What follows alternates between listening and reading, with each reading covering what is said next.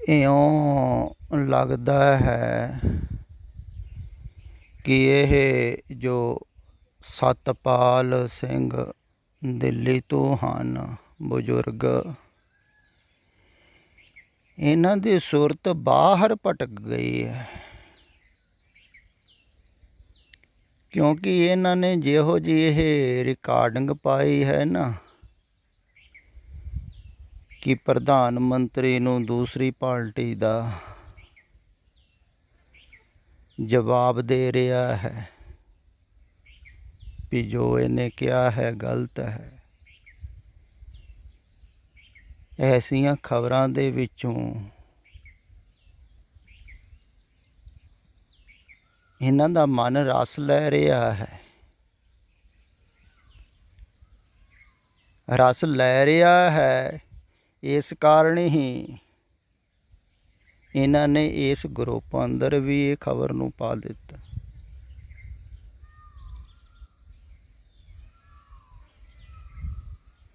ਕਿਉਂਕਿ ਮਨ ਉੱਥੋਂ ਹੀ ਰਸ ਲੈਂਦਾ ਹੈ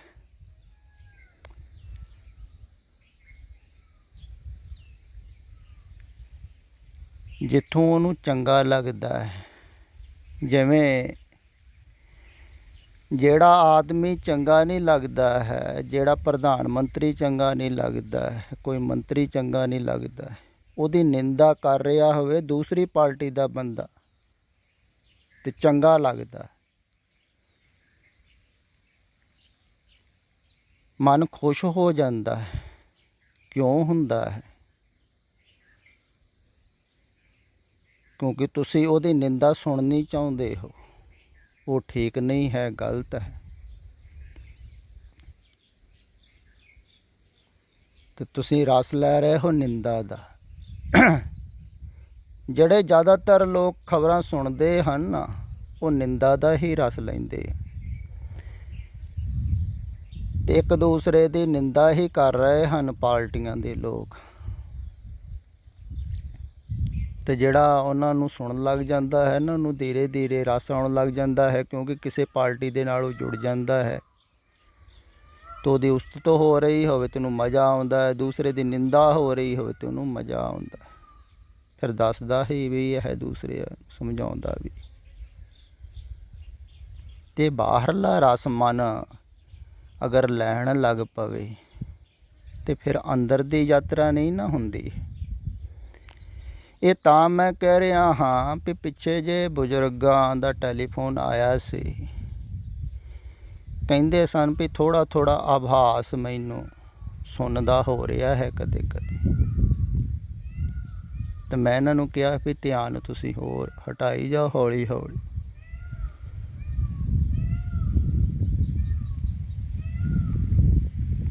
ਤੇ ਹੋਰ ਹੌਲੀ ਹੌਲੀ ਤੁਹਾਨੂੰ ਆਭਾਸ ਜਿਹੜਾ ਹੈ ਉਹ ਵਧੇਗਾ।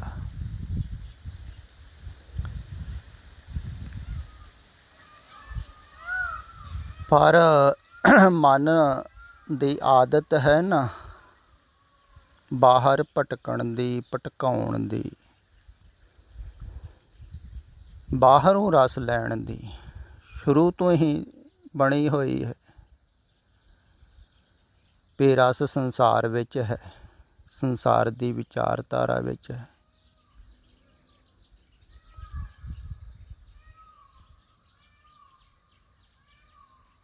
ਤੇ ਮਨ ਬਾਹਰੋਂ ਰਸ ਲੈਣਾ ਸ਼ੁਰੂ ਕਰ ਦਿੰਦਾ ਹੈ। ਜਦੋਂ ਬਾਹਰੋਂ ਰਸ ਲੈਣਾ ਸ਼ੁਰੂ ਕਰ ਦਿੰਦਾ ਹੈ ਨਾ, ਫਿਰ ਅੰਦਰ ਦੀ ਯਾਤਰਾ ਨਹੀਂ ਚੱਲਦੀ। ਇਸ ਕਰਕੇ ਬਾਹਰ ਦਾ ਰਸ ਛੱਡਣਾ ਪੈਂਦਾ ਹੈ।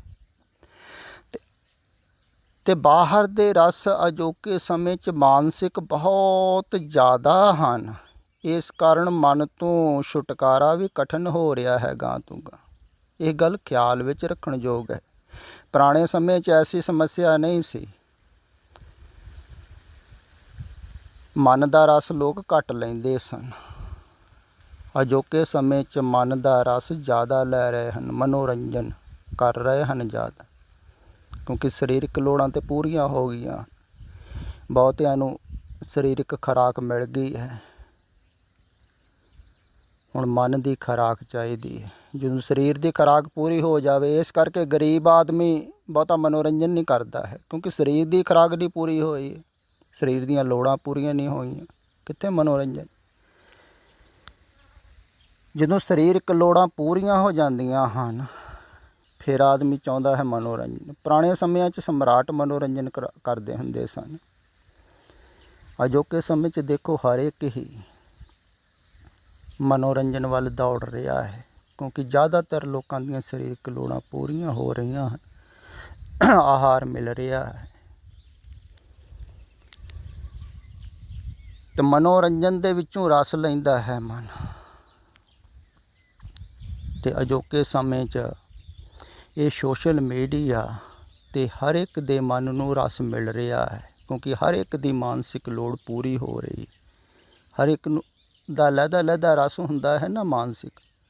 ਕੋਈ ਖਬਰਾਂ ਸੁਣ ਕੇ ਜ਼ਿਆਦਾ ਰਸ ਲੈਂਦਾ ਹੈ, ਉਹ ਖਬਰਾਂ ਹੀ ਸੁਣਦਾ ਵਿਚਾਰਦਾ ਰਹਿੰਦਾ, ਦੂਸਰਿਆਂ ਨੂੰ ਦੱਸਦਾ ਰਹੂਗਾ, ਵਿਚਾਰਦਾ ਰਹੂਗਾ, ਚੱਕਰਾਂ 'ਚ ਪਿਆ ਰਹੂਗਾ, ਤੁਹਾਨੂੰ ਇਹੋ ਹੀ ਚੰਗਾ ਲੱਗਦਾ। ਅਤੇ ਕਈਆਂ ਨੂੰ ਗੀਤ ਸੰਗੀਤ ਸੁਣਨਾ ਜ਼ਿਆਦਾ ਪ੍ਰਿਯ ਲੱਗਦਾ ਹੈ, ਉਹਦੇ 'ਚੋਂ ਮਨ ਰਸ ਲੈਂਦਾ ਹੈ, ਉਹ ਆਦਤ ਬਣ ਜਾਂਦੀ ਹੈ। ਕਈ ਗੀਤ ਹੀ ਸੁਣੀ ਜਾਂਦੇ ਹਨ, ਕਈ ਕੀਰਤਨ ਹੀ ਸੁਣੀ ਜਾਂਦੇ ਹਨ, ਵੈਸਾ ਹੀ ਉਹਦੇ 'ਚੋਂ ਰਸ ਆਉਂਦਾ ਹੈ ਲੋਕਾਂ ਨੂੰ।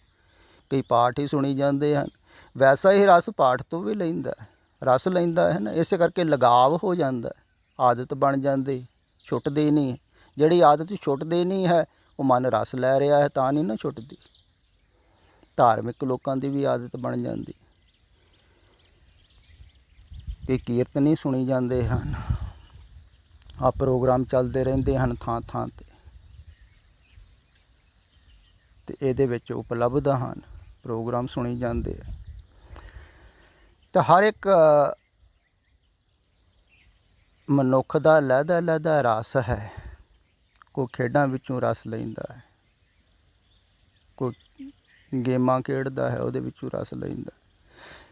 ਅਤੇ ਹਰ ਇੱਕ ਵਾਸਤੇ ਮੌਜੂਦ ਹੈ, ਜਿਵੇਂ ਕਹਿ ਲਈਏ ਹਰ ਇੱਕ ਵਾਸਤੇ ਖੁਰਾਕ ਮੌਜੂਦ ਹੈ ਨਾ, ਇੱਦਾਂ ਹੀ ਮਨੁੱਖ ਨੇ ਵੀ ਇਹ ਸੋਸ਼ਲ ਮੀਡੀਆ ਰਾਹੀਂ ਹਰ ਇੱਕ ਦੇ ਮਾਨਸਿਕ ਖੁਰਾਕ ਜਿਹੜੀ ਹੈ ਨਾ ਉਹ ਮੌਜੂਦ ਕਰ ਦਿੱਤੀ ਹੈ। ਹਰ ਇੱਕ ਵਾਸਤੇ ਇੱਕ ਚਮਤਕਾਰ ਕਰ ਦਿੱਤਾ ਹੈ। ਨਵਾਂ ਯੁੱਗ ਸ਼ੁਰੂ ਹੋ ਗਿਆ।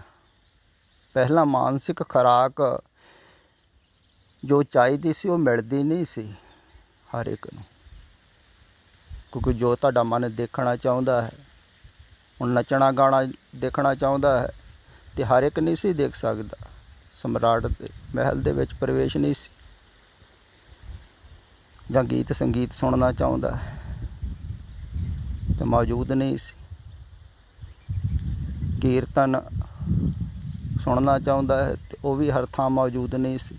ਹੁਣ ਤਾਂ ਬਿਲਕੁਲ ਹਰ ਥਾਂ ਹੀ ਤੁਹਾਡੀ ਜੇਬ ਦੇ ਵਿੱਚ ਮੌਜੂਦ ਹੈ, ਖੁਰਾਕ ਮੌਜੂਦ ਹੈ।